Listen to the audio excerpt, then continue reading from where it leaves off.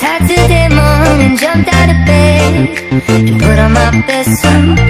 Got in my car and raced like a jet all the way to you. Knocked on your door with heart in my hand to ask you a question, 'cause I know that you're an old-fashioned man. Yeah, yeah. Can I have your daughter for the rest of my life? Say yes, 'cause I need you. You say I'll never get your blessing till the day I die. So for my friend, but the answer is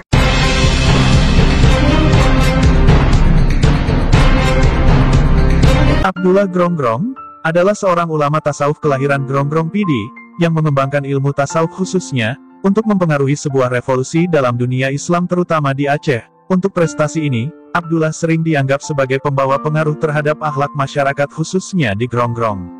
Abdullah paling berpengaruh di Gronggong mulai tahun 2006 dan mulai membuka Tastafi Abdullah di Gronggong di tahun 2010.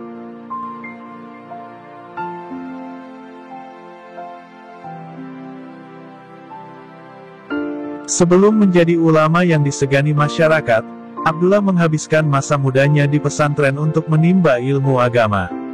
Untuk mengenal lebih jauh ulama karismatik ini, tak ada salahnya mengetahui profil dan biodata Abdullah. Abdullah lahir di Gronggong, Pidi, pada tahun 1970.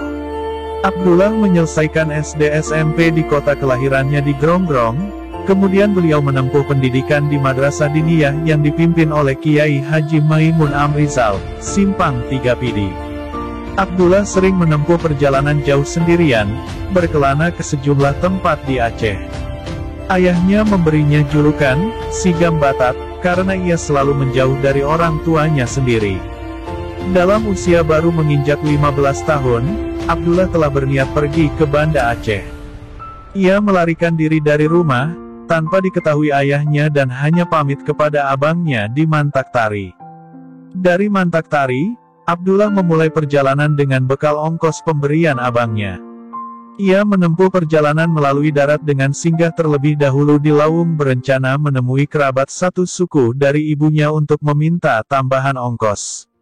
Namun, dalam perjalanannya, Abdullah didera penyakit beruntun.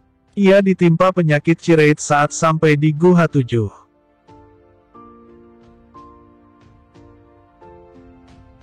Dalam kondisi sakit dan tubuhnya mulai diserang cacar, Abdullah meneruskan perjalanan ke Selimum dan bertemu kerabatnya Tunku Putra Hidayat tepatnya di Lampakuk.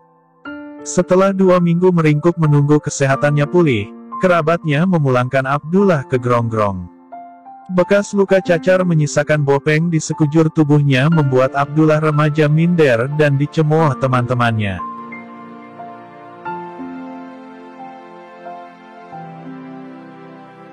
Selama masa pendidikan ini beliau telah meraih banyak penghargaan baik di tingkat pondok, Kabupaten Pidi, bahkan Provinsi Aceh, khususnya dalam hal tasawuf.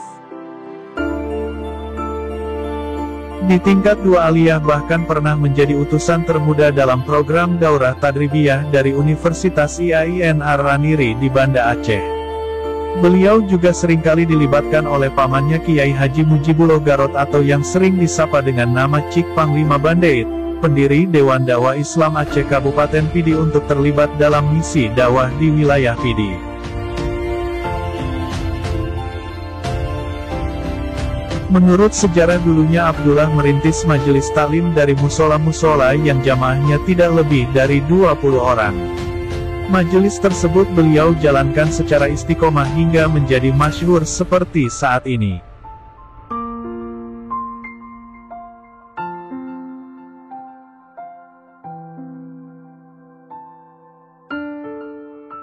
Pada awal karirnya, Abdullah mulai mencari ilmu di Kairo, Mesir pada tahun 1989. Abdullah belajar di Kairo kurang lebih selama 6 tahun.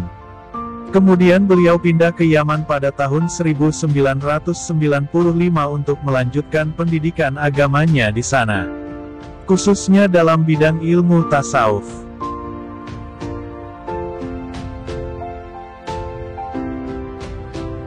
Abdullah juga sempat mengajar selama 5 tahun di Yaman, di Fakultas Tarbiyah dan di Rosa Islamiyah, khusus Komplek Putri, dan di Markas Pendidikan Bahasa Arab Universitas Al-Ahqaf.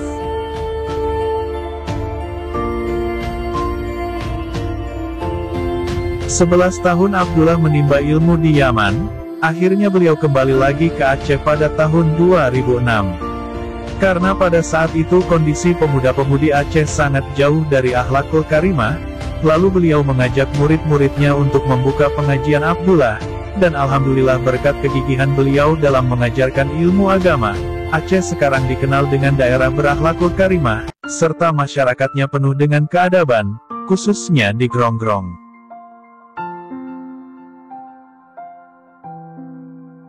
Pengaruh beliau dalam mengajarkan ilmu agama sangatlah terasa bagi masyarakat Gronggong, terutama bagi kaum muda-mudi, yang kini sudah banyak mengikuti jejak beliau.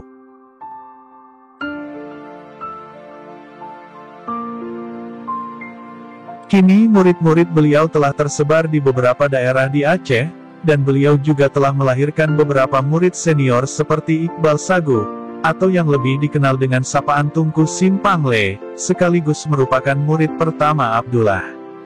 Atailah Langkahan, menjabat sebagai ketua umum di bagian pendaftaran penerimaan murid baru. Muhammad Rizal Saputra, dan Nasrullah Murni, mereka berdualah yang mengurus pengajian di kawasan Melabuh. Suardi Muhammad Yusuf, dan Yosrizal Sawang, pengurus kawasan Krung Mane hingga kawasan pedesaan Nisam.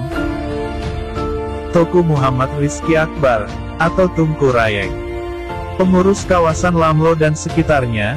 Beliau juga sering menjadi pendamping Abdullah saat menghadiri undangan walimah. Muhammad Ali Murtaza, alias Tunku Khatib Labuy, Hidayatullah, atau yang biasa disapa dengan Tunku Imum, dan Muhammad Afzal Dedek, ketiganya merupakan penanggung jawab di Kabupaten Pidi. Muhammad Ibrahim Loksukun, dan Karimuddin Padang Tiji, bertugas sebagai penjaga keamanan saat berlangsungnya acara pengajian di masjid-masjid besar. Muhammad Wahyu Rizki, satu-satunya murid Abdullah yang berasal dari Jinib, dan sekarang bertugas sebagai pengawal jamaah perempuan. Maimun Amrizal Matangkuli, merupakan tangan kanan Abdullah, dan putra Hidayat Lampakuk, sebagai tangan kirinya. Mujibullah Garot, sebagai bendahara umum di Kabupaten Pidi. Ilham Muzaffar, beliau sudah lama menjadi sopir nomor 1 Abdullah. Ogex Salamah Lamno, dan Muhammad Sidik Lamtemen, keduanya bertugas mengajak dan membimbing anak muda-mudi di Aceh, untuk mengikuti jejak Abdullah. Muhammad Azizi Bernun, sebagai penasehat anggota-anggota yang baru masuk. Hasrul Hasbi, merupakan satu-satunya anggota pindahan. Dulunya Hasrul adalah murid Yakob Lawung. Zahrul Fuadi, yang biasa dipanggil dengan nama Si Abang, selalu setia membantu, dan mengurus tempat tinggal Abdullah. Ardian Padang Tiji, selaku motivator bagi murid-murid yang suka melanggar peraturan daya. Ismail Mutawali, merupakan satu-satunya murid Abdullah yang telah berhasil membuka cabang di luar Aceh. Dan yang terakhir adalah Arjuan Sulaiman, murid pertama Abdullah yang telah sukses dalam bisnis perdagangan.